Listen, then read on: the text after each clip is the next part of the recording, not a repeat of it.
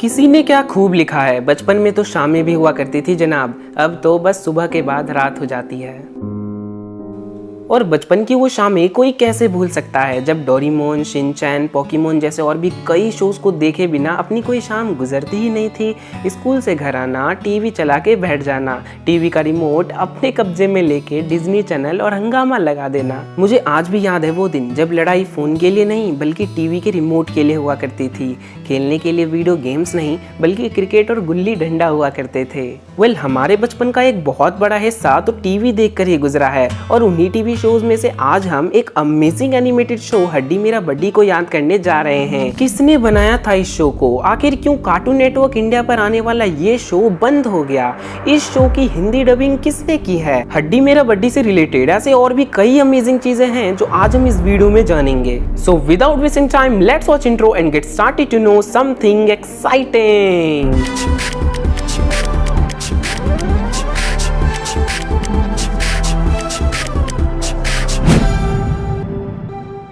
यदि आपने अपने बचपन में हड्डी मेरा बड्डी देखा है तो आपको अच्छे से याद होगा कि ये शो मुख्य रूप से 3 कैरेक्टर्स के आसपास ही केंद्रित है, और वो कैरेक्टर्स हैं बिल्लू, प्रीति और हड्डी। यदि आपने इस शो को 2014 से पहले देखा है तो आपको ये भी अच्छे से पता होगा कि 2014 से पहले इस शो का नाम बिली, मैंडी और लाइफ में हड्डी था, और अमेरिका में इसका नाम the Grim Adventures of Billy and Mandy था, और उसमें तीनों कैरेक्टर्स के नाम Billy, Mandy and Grim Reaper थे। इसका मतलब ये हुआ कि बिल्लू का ओरिजिनल नेम बिली है, प्रीति का मैंडी है, और हड्डी का नाम हड्डी नहीं बल्कि ग्रिम रीपर है। और रियल फैक्ट ये है कि the Grim Adventures of Billy and Mandy से भी पहले इस शो का नाम ग्रिम एंड इविल था, जो कि पहली बार अमेरिका में कार्टून नेटवर्क चैनल पर एयर किया गया। The beginning of Billy and Mandy, इस कहानी की शुरुआत हुई थी साल 1995 में, जब अमेरिका के रहने वाले मैक्सवेल एडम ने अपना एक यूनिवर्सिटी प्रोजेक्ट बनाया था जिसका नाम था बिली एंड मैंडी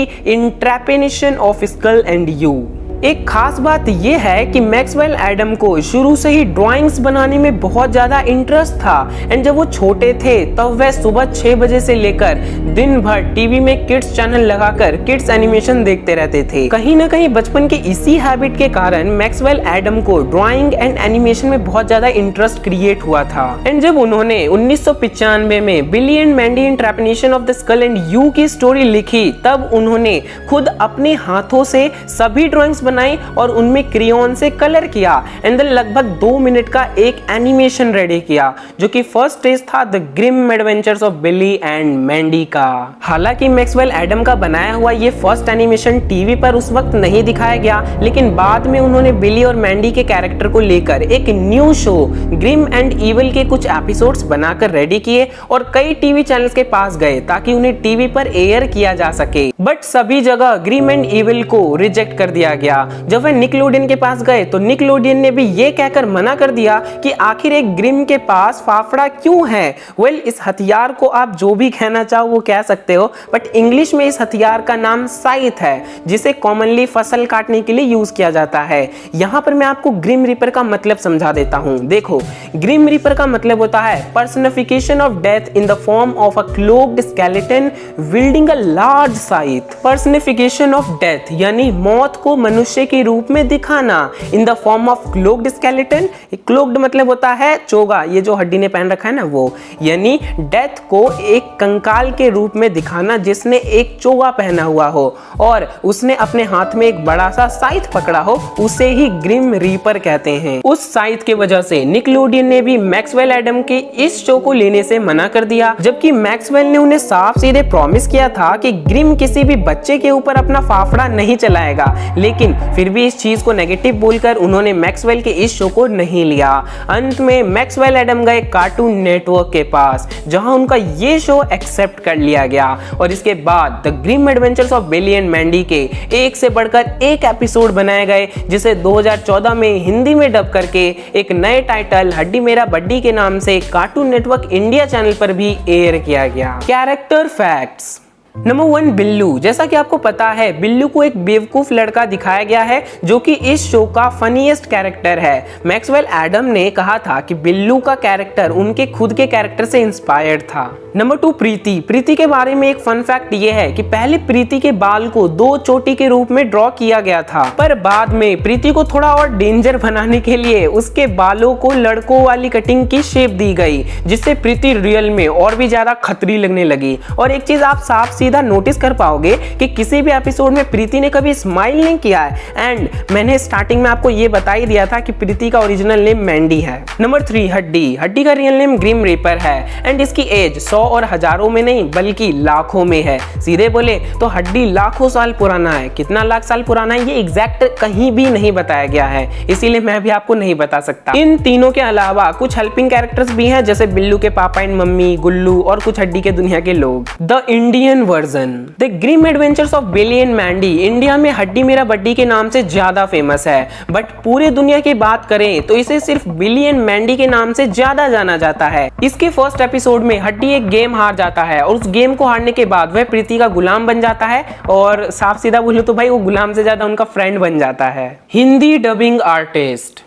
इंडिया में इस शो को 2 नाम से ब्रॉडकास्ट किया गया। पहला नाम था बिली मैंडी और लाइफ में हड्डी एंड दूसरा नाम था हड्डी मेरा बड्डी, और दोनों ही बार सभी कैरेक्टर्स की डबिंग अलग अलग आर्टिस्ट ने की थी। हालांकि हड्डी मेरा बड्डी के वॉइस आर्टिस्ट के बारे में इंटरनेट पर कहीं भी कुछ भी अवेलेबल नहीं है, इसलिए मैंने बहुत कोशिशों के बाद वॉइस आर्टिस्ट को ढूंढा है। यदि मैं बात करूं सबसे पहली हिंदी डबिंग बिली मैंडी और लाइफ में हड्डी के अंदर किसने किसको डब किया है, तो हड्डी का तो पता नहीं, लेकिन बिली राजेश कवा ने अपनी आवाज दी है, और ये वही शख्स हैं जिन्होंने छोटा भीम में जग्गू बंदर को अपनी आवाज दी है। मैंडी को अपनी आवाज दी है सोनल कौशल ने। जी हाँ, सोनल कौशल, जिन्होंने डोरेमोन और बुद्ध और बद्री को भी अपनी आवाज दी है। अब सेकंड टाइम जब ये शो हड्डी मेरा बड्डी के नाम से आना शुरू हुआ, तब हड्डी को अपनी आवाज दी है संजय केनी ने। नो डाउट उन्होंने जान डाल दी हड्डी की आवाज में, और ये वही शख्स हैं जिन्होंने ऑगी एंड द कॉकरोचेस में सभी कैरेक्टर्स को हिंदी में डब किया है। प्रीति को अगेन सोनल कौशल ने ही अपनी आवाज दी है, और बिल्लू का पता नहीं। Quick journey from America to India. 24 अगस्त 2001 से लेकर 18 अक्टूबर 2002 तक इस शो को ग्रिम एंड इविल के नाम से कार्टून नेटवर्क पर एयर किया गया। उसके बाद जून 2003 से लेकर अक्टूबर 2008 तक इस शो को the Grim Adventures of Billy and Mandy के नाम से कार्टून नेटवर्क पर ब्रॉडकास्ट किया गया, और उसके बाद जुलाई 2009 में इस शो को बिली मैंडी और लाइफ में हड्डी के नाम से कार्टून नेटवर्क इंडिया पर हिंदी में डब करके इंडिया में भी ब्रॉडकास्ट किया गया। पर बड़े दुख के साथ ये कहना पड़ रहा है कि उस वक्त इसके 2 सीजन ही इंडिया में एयर किए गए, और उसके बाद इस शो को दिखाना बंद कर दिया गया क्योंकि ज्यादा लोग इस शो को देखना पसंद नहीं करते थे। और उसके बाद नवंबर 2014 में इस शो को दोबारा दिखाना शुरू किया गया, वो भी एक नए नाम हड्डी मेरा बड्डी और एक नए अंदाज संजय केनी की आवाज में। और उसके बाद ये शो इतना फेमस हो गया कि लोग इसे बिना देखे रह ही नहीं सकते थे। और एक वक्त ऐसा आया जब हड्डी मेरा बड्डी कार्टून नेटवर्क इंडिया चैनल पर सेकंड सबसे ज्यादा देखे जाने वाला शो बन गया। सब बढ़िया चल रहा था, पर इस शो को भी दूसरे सभी शोज की तरह कार्टून नेटवर्क इंडिया ने एयर करना बंद कर दिया, जिसका सिर्फ और सिर्फ एक ही रीजन था, कार्टून नेटवर्क इंडिया पर लोकल शोज को ज्यादा दिखाना, जिसे मैंने टॉम एंड जेरी वाले वीडियो में भी आपको अच्छे से समझाया था, जिसे आप यहाँ आई बटन पर क्लिक करके बाद में देख लेना। तो चलो अब हड्डी मेरा बड्डी के लास्ट एपिसोड के बारे में भी जान लेते हैं। और लास्ट एपिसोड के बारे में कुछ भी जानने से पहले यदि आपने इस चैनल को सब्सक्राइब कर लिया है तो वेल एंड गुड, लेकिन यदि आप इस चैनल पर पहली बार आए हो और इस चैनल पर आ ही गए हो तो इस चैनल को सब्सक्राइब करके वो जो साइड में बेल आइकन आएगा उससे प्रेस कर देना, ताकि भविष्य में आने वाले सभी एक्साइटिंग वीडियोस के नोटिफिकेशंस आप तक पहुंच सके। द लास्ट एपिसोड, जैसा कि मैंने आपको बताया था 2008 तक ही बिली एंड मैंडी के न्यू एपिसोड्स बनाए गए, जिसमें टोटल 6 सीजन थे। और उसके बाद 2008 में ही मैक्सवेल एडम ने ग्रिम एंड इविल का एक स्पेशल एपिसोड निकाला जिसका नाम था अंडर फिस्ट हैलोवीन बाश।